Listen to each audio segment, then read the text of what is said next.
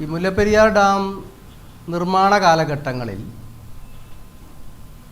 ആദ്യത്തെ ഡാം ഒരു പകുതിയോളം കൺസ്ട്രക്ഷൻ കഴിഞ്ഞപ്പോൾ തകർന്നുപോയി.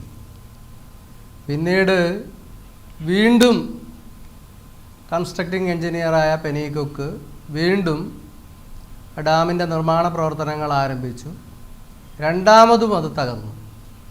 അപ്പോൾ സ്വാഭാവികമായിട്ടും അതിൻ്റെ നിർമ്മാണത്തിൽ ഏർപ്പെട്ട ഒരു എഞ്ചിനീയർക്ക് ഒരു അപ്സെറ്റായി പോവല്ലേ.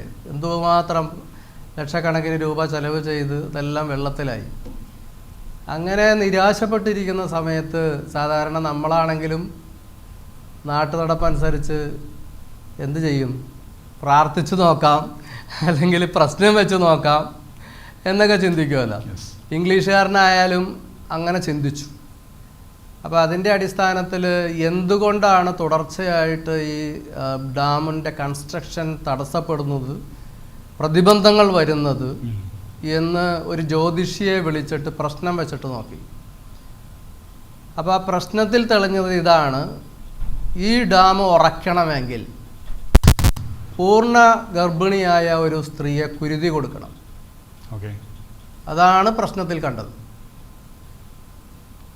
അപ്പോൾ ഒരു ദിവസം ശ്രീ പെനീകുക്കിൻ്റെ ഭാര്യ, രണ്ടാം ഭാര്യ,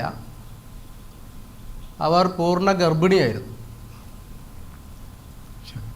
അവർ ഡാം നിർമ്മാണം നടക്കുന്ന സ്ഥലത്ത് കുറച്ച് ഉയരത്തിൽ നിർമ്മാണം അപ്പോഴും നടക്കുന്നുണ്ട്. അവരും ഭർത്താവായ പെനീകുക്കും കൂടി നടന്നു പോകുമ്പോൾ കുയിൽ എന്ന് പറയുന്ന ഒരു മീനെ കണ്ടു. അത് ഇന്ന് വംശനാശ ഭീഷണി നേരിടുന്ന ഒരു മീനാണ്. ഇന്നത് വലയിൽ കിട്ടിക്കഴിഞ്ഞാൽ തിരിച്ച് ഡാമിലേക്ക് അല്ലെങ്കിൽ പുഴയിലേക്ക് ഇടുക ചെയ്യുക. അന്ന് ധാരാളം ഈ കുയിൽ എന്ന് പറയുന്ന മീനുണ്ടായിരുന്നു. ആ മീന് ഒരാളുടെ അത്രയും ഉയരവും വണ്ണമൊക്കെ ഉണ്ടാവുന്ന വലിയ മീനാണ്. അപ്പോൾ അത് ഈ പെനീകുക്കിൻ്റെ രണ്ടാം ഭാര്യ അത് കണ്ടപ്പോൾ ഭയങ്കര ക്യൂരിയസ് ആയി. അതിനെ ഒന്ന് വ്യക്തമായി കാണാൻ വേണ്ടി ഇങ്ങനെ കുനിഞ്ഞ് ഡാമിൻ്റെ ഒരു ഭാഗത്ത് ഇങ്ങനെ നിന്നപ്പോൾ ഈ പെനീകുക്ക് കാല് തട്ടി മറച്ചിട്ടു എന്നാണ് പറയുന്നത്. അവിടുത്തെ അത് തലമുറകളായ നാട്ടുകാർ പറഞ്ഞുകൊണ്ടിരിക്കുന്ന ഒരു കാര്യമാണ്. ഇത് ഒരു മിഥ്യയായിട്ടാണോ സാർ ഇതിനെ കാണുന്നത്? എന്താണ് അതിനെക്കുറിച്ച് കൂടുതൽ ഡീറ്റെയിൽ ആയിട്ട് പറഞ്ഞു കഴിഞ്ഞാൽ എങ്ങനെ അതിനെപ്പറ്റി കൂടുതൽ പറയാൻ പറ്റും സാർ? ഇത് മിത്തൊന്നുമല്ല. അവിടെ അന്ന് കൂടെ പണിത ആൾക്കാരുടെ തലമുറകൾ അവിടെയുണ്ട്. അന്നത്തെ ആദിവാസികളുടെ തലമുറകൾ അവിടെയുണ്ട്. അവർ പാരമ്പര്യമായിട്ട് കൈമാറുന്ന ഒരു അറിവാണിത്. അപ്പോൾ പെനീകുക്കിൻ്റെ ഭാര്യയെ പെനീകുക്ക് തന്നെ തള്ളിയിട്ടു എന്നാണ് അവർ പറഞ്ഞു നടക്കുന്നത്. അപ്പോൾ ഈ പോകുന്ന വഴിക്ക് ഒരു ഡാമിൻ്റെ കൺസ്ട്രക്ഷനിലുണ്ടായിരുന്ന ഒരു കമ്പി ഈ ഭാര്യയുടെ കണ്ണിൽ തറച്ചു. അപ്പോൾ എൻ്റെ കണ്ണേ എന്ന് പറഞ്ഞിട്ടാണ് താഴേക്ക് വീണത്.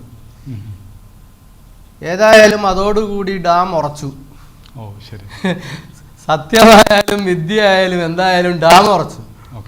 അപ്പം പക്ഷെ ഒരു പ്രശ്നം പറ്റി.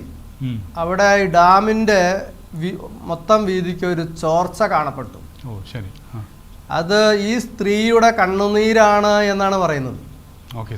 അപ്പോൾ അത് ഈ ഡാമിൻ്റെ കൺസ്ട്രക്ഷൻ എന്നാണോ നടന്നത് പൂർത്തീകരിച്ചത് അന്നു മുതൽ ഇന്നോളം ആ ഒരു പെനീകുക്കിൻ്റെ ഭാര്യയുടെ കണ്ണുനീർ എന്ന് പറയുന്ന നീർച്ചാൽ അവിടെയുണ്ട്. അപ്പോൾ അത് ഇങ്ങനെ ഡാമിൻ്റെ പുറത്തേക്ക് വരും. അവിടെ തമിഴ്നാട് സർക്കാർ എന്താ ചെയ്തിരിക്കുന്നതെന്ന് വെച്ചാൽ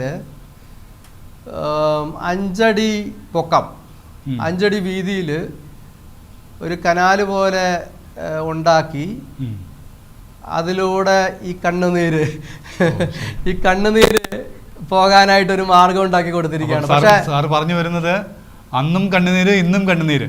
ഇന്ന് നമുക്കാണ് കണ്ണുനീര്. ഇന്ന് നമുക്കാണ് കണ്ണുനീര്.